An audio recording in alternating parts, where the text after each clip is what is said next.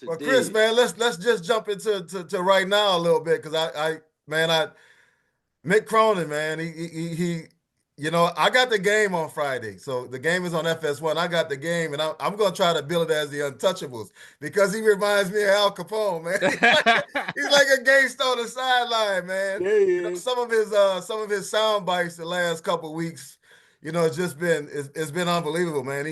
I heard him say I got almost 500 wins and I'm only 53. Yeah, Then he was talking to the reporter the other day. It's like you can't be serious talking about going back east compared to coming to LA. But just give me your thoughts on Mick Cronin and where you think the program is now. Because Marcus, I'll say this, man. When Coach Wooden retired, that just was a job I don't think anybody wanted because of the pressure. But Chris, let me know what you think of Coach Cronin right now and the current day Bruins. I think Coach Cronin, it's kind of is an acquired taste. You know what you're getting when you sign up to come to UCLA. He makes no mistake about it. He's going to tell you, he's going to coach you hard, but he's also going to love you hard. Unfortunately for us, we get to see and hear all the bad stuff that, it seems like, but he's having these conversations with the guys behind closed doors as well. Like, this is nothing new to them.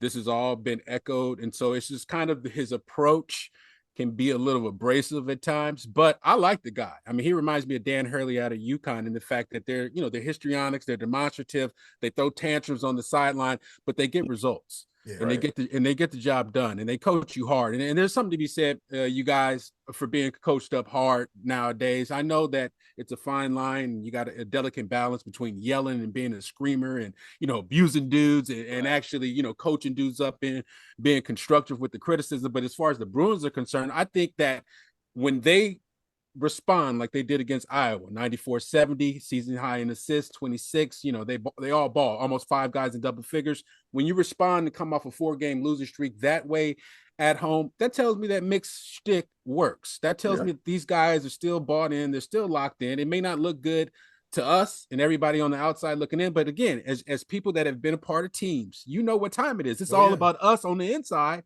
Forget what they all talking about on the outside. Like, we've always said that.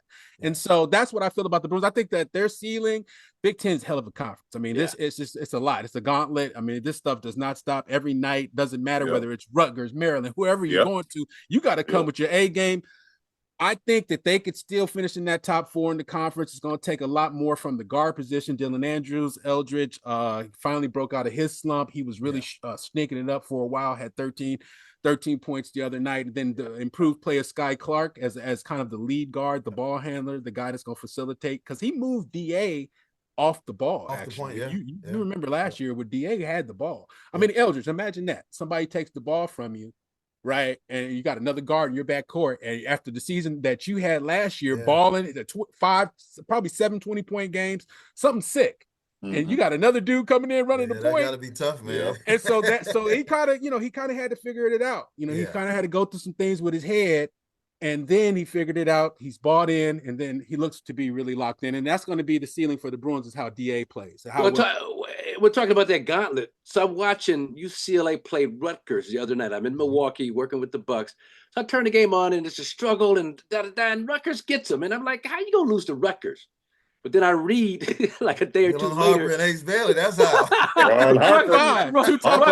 Well, Rutgers got like 2 dudes in the top 5 or 6, in terms of lottery picks. Oh my goodness! I was like, okay, I got to see now. I thought the dudes were good. These guys are pretty good. I didn't realize they was that good. So you guys tell me that the conference. I mean, how many first round picks would you say? Is it just a conference full of guys who'll be lottery picks, first rounders? I know those 2 Rutgers dudes look like it. Oh, no doubt. You got Dylan Harper, you got Ace Bailey, you got Derek Queen. Yeah. I don't know if you've seen the big fella Danny Wolf from Michigan. I mean, the conference is just loaded, man. It's stacked. The Lithuanian from Illinois. Yasikevicius. Oh, really? Okay. It's loaded, man. It's nice, man. I'll start paying attention. Because these 2 Rutgers brothers, they're just like, they got balls. You gonna lose the Rutgers, man? And they actually, So that's Ron Harper's son. Dylan Harper's nice, Marcus. He reminds me.